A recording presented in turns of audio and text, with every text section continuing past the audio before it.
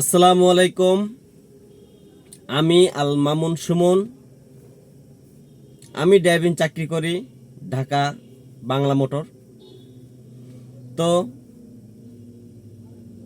যে ভাই বোন ড্রাইভিং চাকরি করে, অনেক সাহেব ম্যাডাম আছেন যে তাদের রোজার ঈদে বা রমজানের যে ঈদটা আসে, এই ঈদে হাফ বোনাস দেয়, আর কোরবানি দিতে হাফ বোনাস দেয়।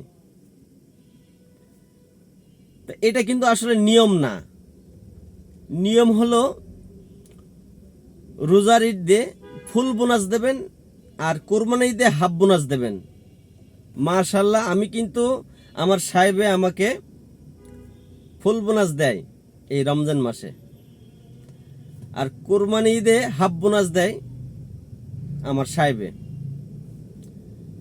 তো অনেক ড্রাইভার ভাই আছেন যে হাফ বোনাসই দিতে চায় না, ফুল বোনাস দেবে কোথা থেকে। এগুলা মালিক মহাজনের আসলে করা উচিত নয়।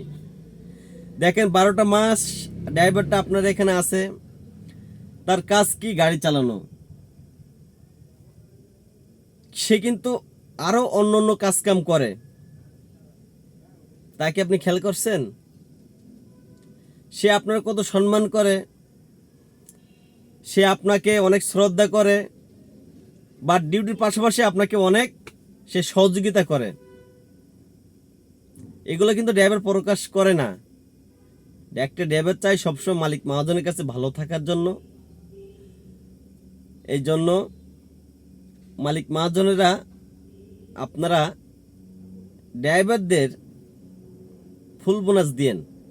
তাদের তো পরিবার আছে, ওয়াইফ আছে, বাচ্চা আছে, আব্বু আম্মু আছে। তাদের তো একটা ছোট্ট রমজান মাসে তো একটু কেনাকাটা করতে হয়, দিয়েন। এতে দিলে কিন্তু আপনাদের বাঁধবে না।